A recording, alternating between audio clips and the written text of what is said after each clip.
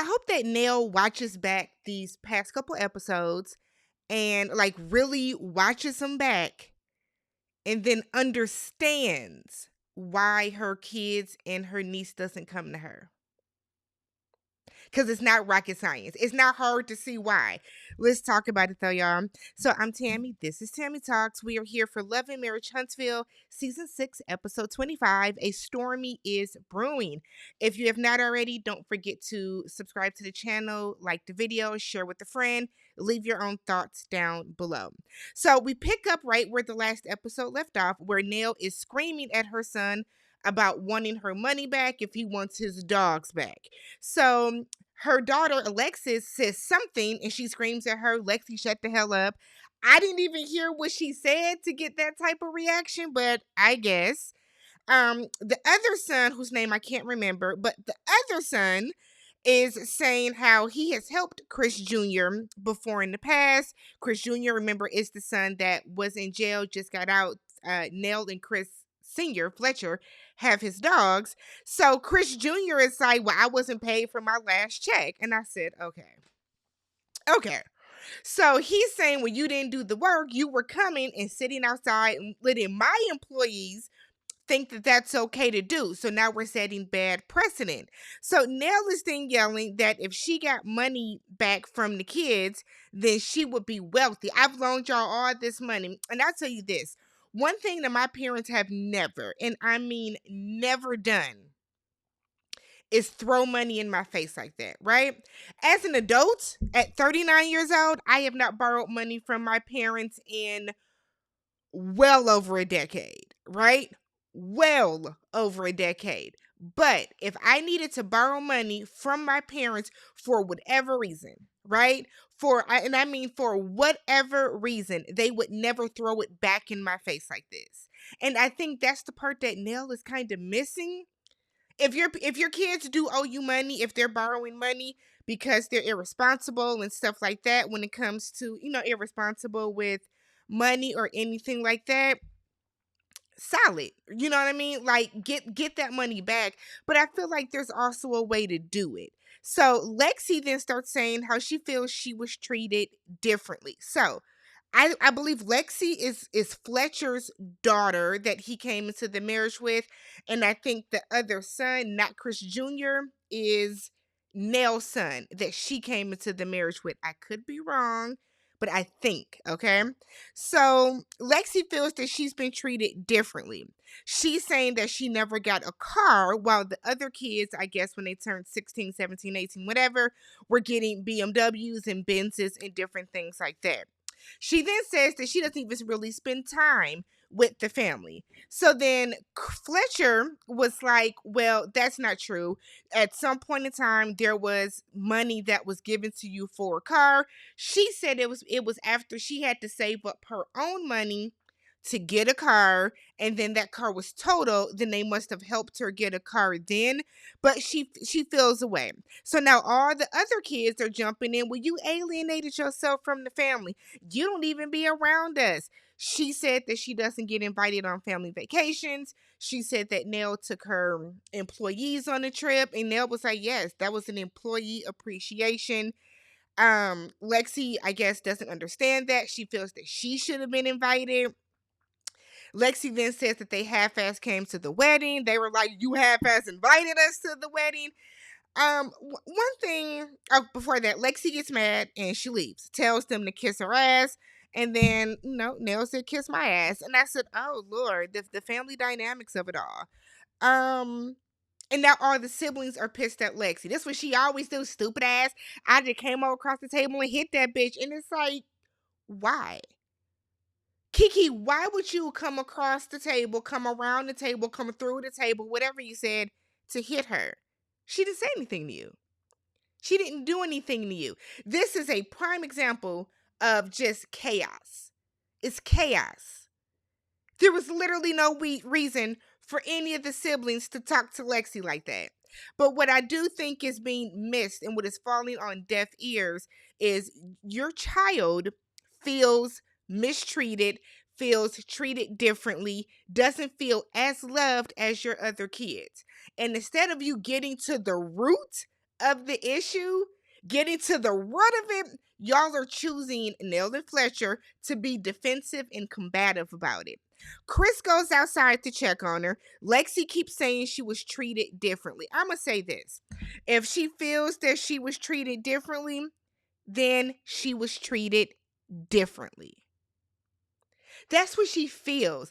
I think far too often you see parents who don't want to admit, because let's be real, everybody has a favorite child, right? Just like everybody has a favorite parent. Everybody has a favorite child. Now, it might change as the years go by. It might be for different periods, different times. But people have favorite children, just like as kids, we have favorite parents at, any given point in time. The fact that they are choosing to just ignore this is concerning. It's kind of concerning. So Chris acknowledges that there were times in his life where he couldn't be there for her the way that she might have needed. And that right there, the fact that Chris, you said that, why then don't you think that that will correlate to somehow her feeling treated differently? You see what I'm saying? Because Chris says, Fletcher tells her, I've always been there for you. Lexi says there have been times that you were not. He said, okay, granted, there were times I could not be there for you the way that you wanted. Now, in those moments, were you there in the capacity that Lexi needed you to be or wanted you to be for your other kids? It honestly sounds like, and I could be wrong because I don't know these people, but it makes me wonder if Lexi is talking about monetarily, where, Lexi might have needed money for something to get out of a bind, or Lexi might have wanted money to buy something or whatever the case, and they didn't do that for her, but they willingly did it for some of the other kids, and that's why she feels that way. So now Chris is what I think is embarrassed on camera. So he's yelling for her to get the hell out of here and to go home. I know it came out that Carlos originally wanted Nell and Fletcher to be on the show with their family, and Nell declined. Nell didn't want to do it. Nell didn't want to do it. Nell didn't want to do it. And I see why. I wholeheartedly see why. Because I feel like stuff like this will make people not want to send their kids to your daycare. Some of y'all won't agree with that, but I'm sorry, but if I'm in the area and I live in Huntsville and I see that this is the way that you talk to your own kids, adult or not, I'm not sending my children to your daycare. That's just me. So we then pan over to Stormi. So she's telling Courtney that she wants to get Kiki and Tiffany together to fix their issue. And I don't understand why Stormi is so invested in the two of them. I don't get it. She wants them to take a shot of liquor first so that they can release their inhibitions and get to it. So you want to see a fight? Stormi, let's be real. Kiki looks like you get a little bit of yak up in her. You get her the right amount of Hennessy, she might turn up in a way that y'all really don't want her to. So Stormi then talks about the changes that Kyle has made with Canvas Beauty. Courtney wants to hire Junior back, and I said, I know you fucking lying. This is what irritates me about Stormi. So Stormi is giving us these very manufactured storylines about herself. What happened to you wanting to have another child? What happened to you talking about that with Courtney? Why aren't y'all giving us a real storyline, Stormi? Why? So now y'all spent this entire last season. You fired your cousin, said he wasn't doing anything, clearly didn't hire a replacement for him. Now you want to hire him back. What has changed about his work ethic and what you think he is going to be able to do responsibility-wise that you think is different over the course of this maybe, let's say, 6 months? This doesn't make sense. This does not make sense. It makes about as much sense as all these damn TikTok sponsored posts that are people of all different races, heights, ages, whatever, and then it's Stormi talking over their video to sell Canvas Beauty. That makes as much sense as that. So Stormi is like, well, if you want to hire him back, then that's on you. And it's like, this is stupid. Y'all fired Junior for or did y'all not even really fire Junior? Was that all for TV? Because it feels like we got to start filming at the warehouse again. and people are going to see that Junior never really got fired. So let's start acting as if we're going to rehire Junior back. Courtney looks at the camera way too much. If you're uncomfortable with the cameraman there, Courtney, you need to say so. Courtney might need to wear sunglasses then. Courtney was looking right at the camera. Like he's so nervous around the camera. We then pan over to Martel, who is moving into his new house at night. I hate people that move in at night. I think it's weird. But he said that's when he can get the help that he needs. So Martel said he's having surgery on the bags under his eyes. I don't know if that was real or not, but he's having surgery on the bags under his eyes. And so he has to hurry up and get everything moved in now because he's not going to be able to do any like heavy lifting and I guess can't see for a little bit or see, fully and clearly right after that. So he calls Chris to let him know, look, I moved out your house. You don't get kudos for doing what you're supposed to do. I'm sorry. As an adult, you do not get kudos for moving out of a house that you've been squatting in, sir. Yes, you've moved out. Thank you. About time.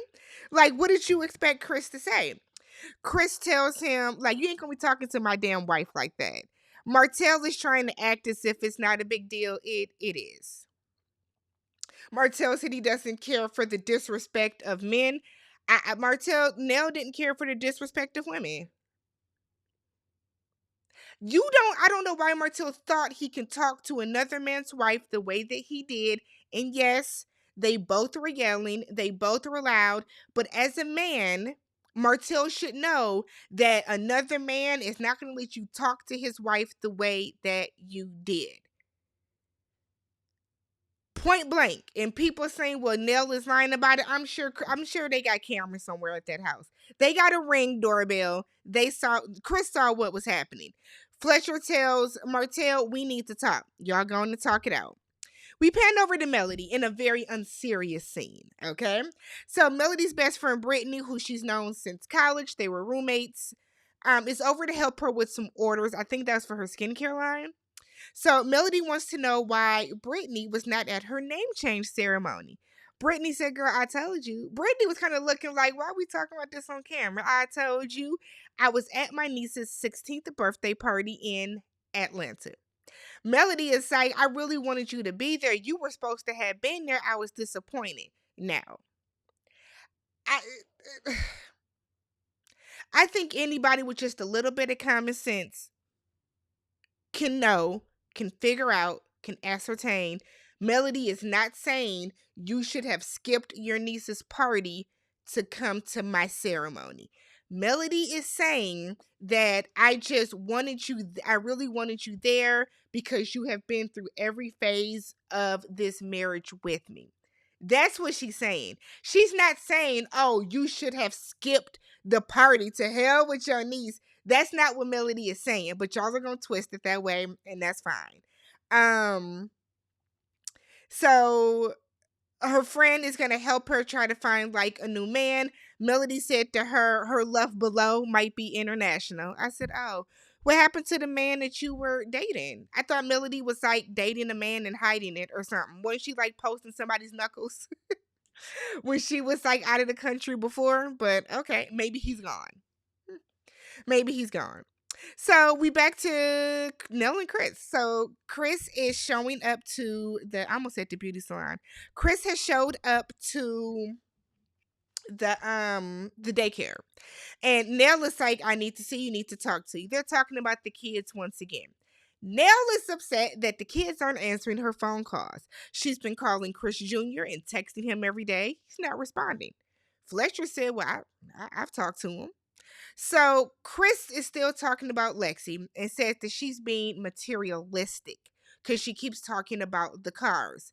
Now, on one hand, it does sound a little materialistic when you're not saying y'all didn't buy me a car.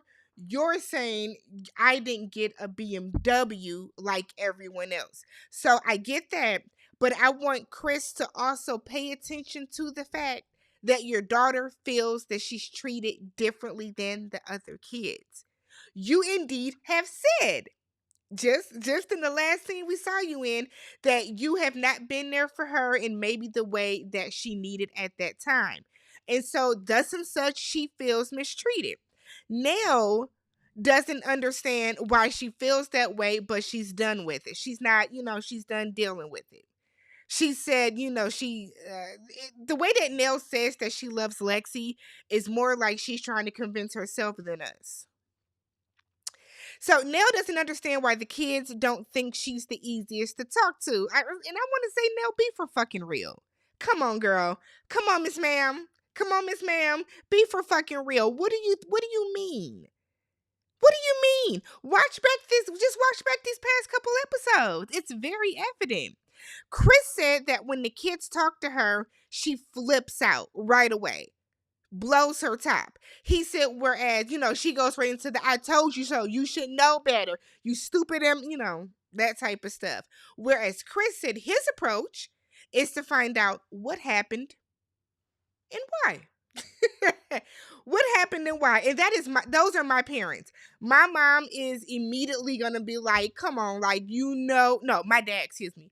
My dad is immediately gonna be like, come on, you know better. Come on, like, what's really good? Whereas my mom would more so be like, okay, what happened? And then what happened? And then once everything is straightened out, then my mom is like, now you know better than this, right? So Nell goes straight to the rah rah like a dungeon dragon instead of trying to figure out what happened first. And when you are coming to somebody because you need help, the most annoying thing is to have that person judge you in the way that Nell seemingly judges her kids. So Nell's response was, well, I'm not you. This is who I am. This is what I do. She's basically, I'm a I told you so type of person. People don't want to hear that when they're going through something. They don't. If I mess up something royally, right? Case in point, I have a push start car, right? Went to a birthday party with my parents yesterday, drove to their house, rode with them. We were gone for maybe four hours, 4-ish hours. We get back to my parents' house. They're dropping me off so I can go home. My car is still running.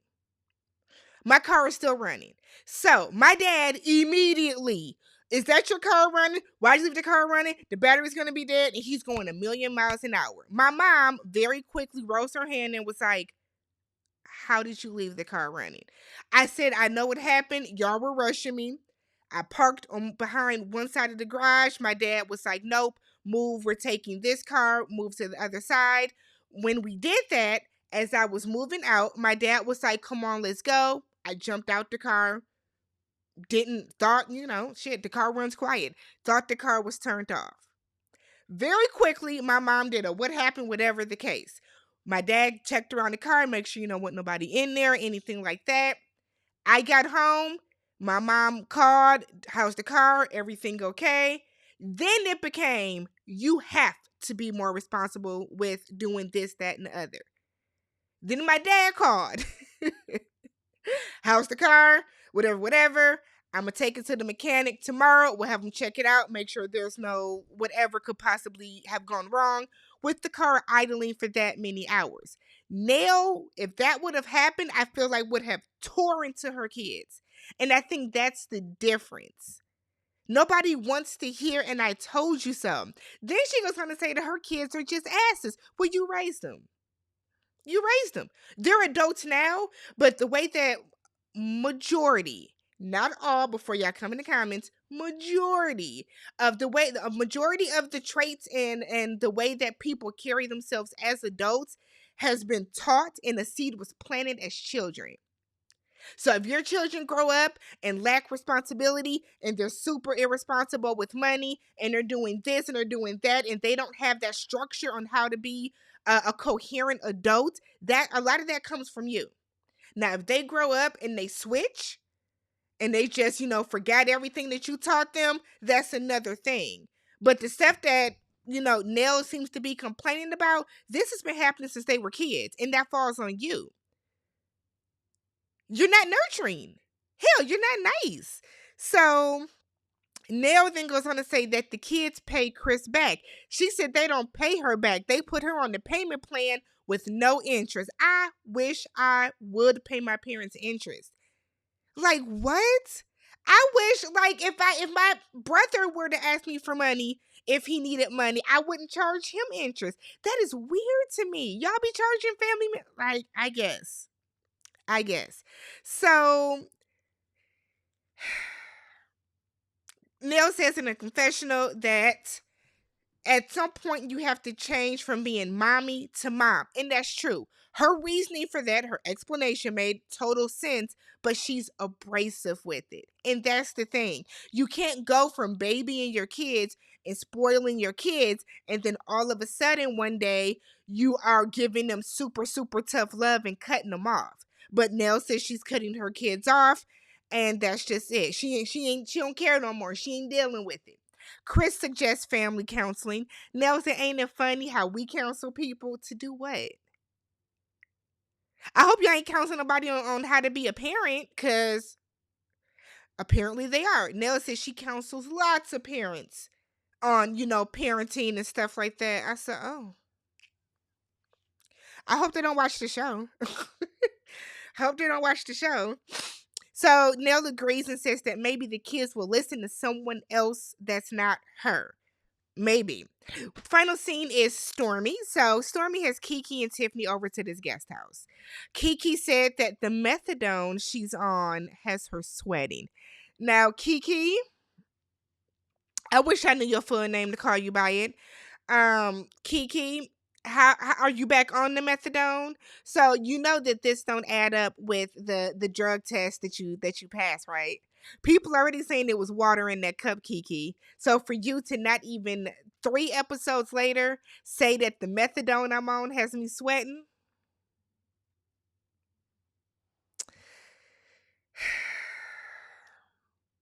Carlos, the continuity on the show is ridiculous.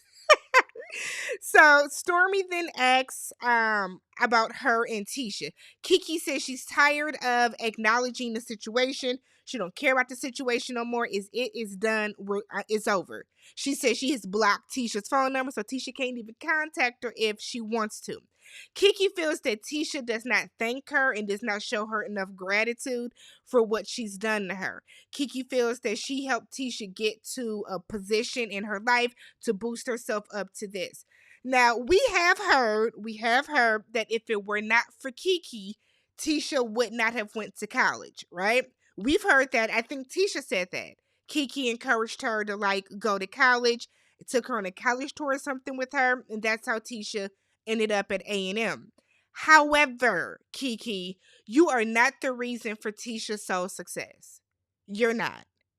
You're just not. And the fact that you think that and you think Tisha's gonna, I don't know, bow down and kiss your feet because of it is completely asinine. Completely and utterly asinine. This must be the methadone talking. Tisha also feels that, Kiki feels that Tisha nitpicks with her on everything. That might be true, but I think y'all pick at each other, to be real.